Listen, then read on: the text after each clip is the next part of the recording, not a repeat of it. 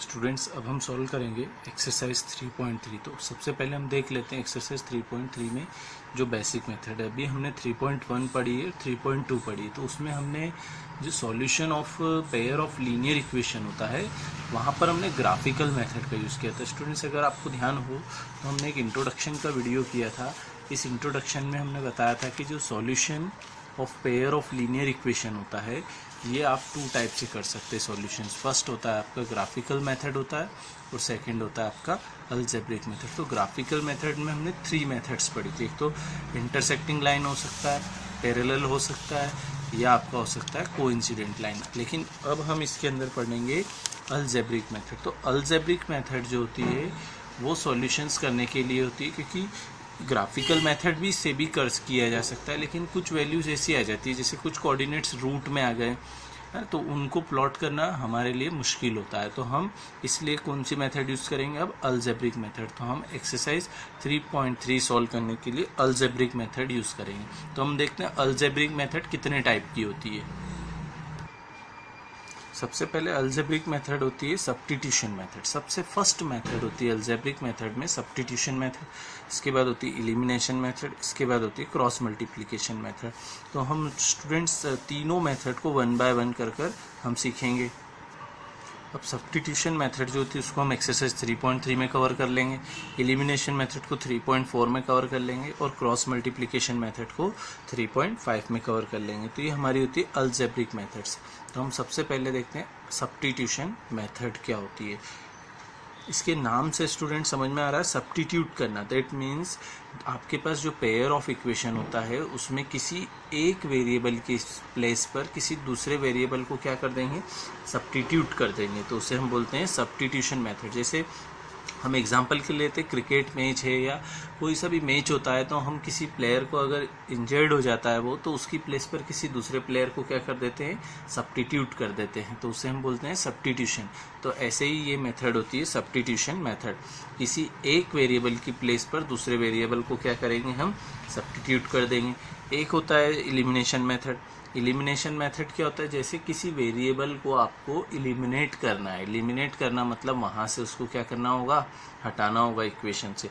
तो हम सबसे पहले अब स्टार्ट करेंगे सब्स्टिट्यूशन मेथड का एक बेसिक क्वेश्चन लेते हैं, फिर हम एक्सरसाइज 3.3 सॉल्व करेंगे।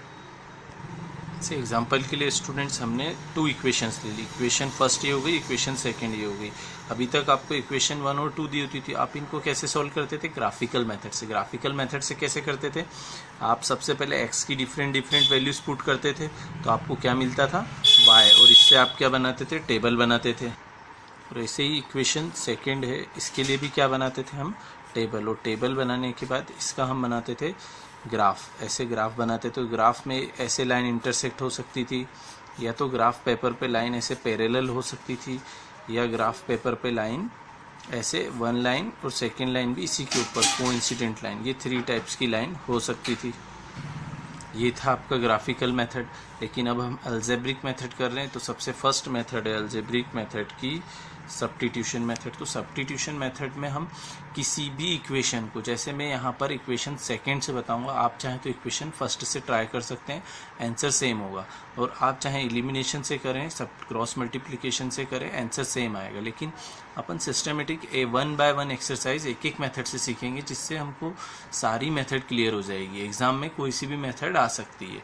तो हम देखते हैं कि इसका जो इक्वेशन सेकेंड है, अब ये जो इक्वेशन सेकेंड आपको ये गिवन है, ठीक है। अब इसमें से किसी एक वेरिएबल को मैं भेज देता हूँ RHS साइड पर, तो हम इसमें से यहाँ लिख देंगे फ्रॉम इक्वेशन सेकेंड। जो आपकी इक्वेशन सेकेंड है उससे हमने क्या किया? ये जो माइनस का y दिख रहा है आपको स्टूडेंट्स, ये उधर जाकर किसका हो जाएगा? प्लस का। तो आंसर हो जाएगा आपका 4 + y। ये हो जाएगी आपकी इक्वेशन थर्ड। अब इक्वेशन थर्ड में आपको क्या करना है? जैसे आपने इसको इक्वेशन सेकेंड से बनाया, तो आप इसको किस में पुट कर देंगे? x की प्लेस पर इक्वेशन फर्स्ट में। अब यही आपको यहाँ पर ध्यान रखना होगा, अगर आपने इक्वेशन सेकेंड से किसी वेरिएबल की वैल्यू निकाली है तो आप उसको फर्स्ट में पुट करेंगे। फर्स्ट इक्वेशन से आपने वैल्यू निकाली है तो उसको आप सेकेंड के अंदर पुट करेंगे। तो हमने यहाँ पर किससे वैल्यू फाइंड आउट करी है? सेकेंड से। तो सेकेंड से हमने किसकी वैल्यू फाइंड आउट करी है? x की। इस x की प्लेस पर इस इक्वेशन में हम क्या लिख सकते हैं? 4 + y। तो क्या हो जाएगा?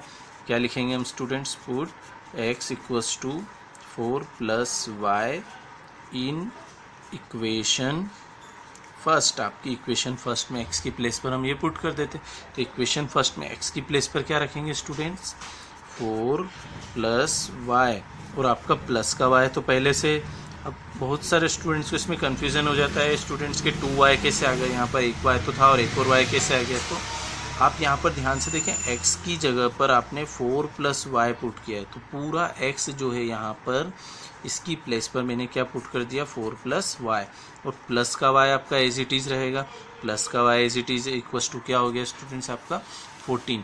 अब हम देखते हैं इसको कैसे सॉल्व करेंगे। Number one side, variable one side, इसको सेपरेट कर लेंगे।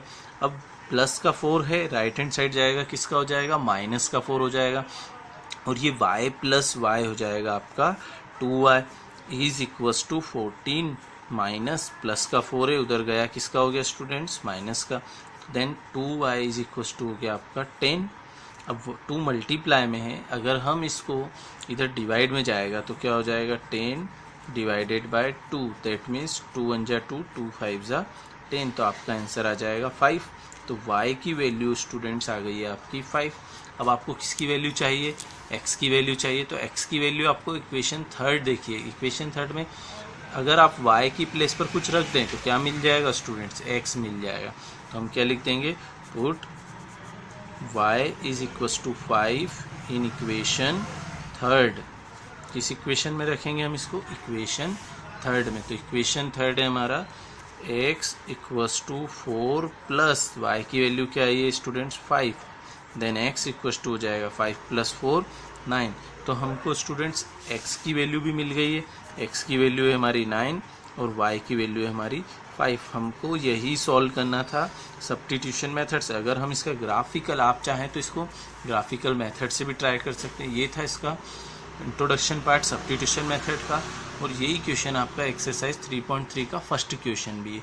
अब हम स्टार्ट करेंगे नेक्स्ट वीडियो में इसका 3.3 का क्वेश्चन नंबर 2।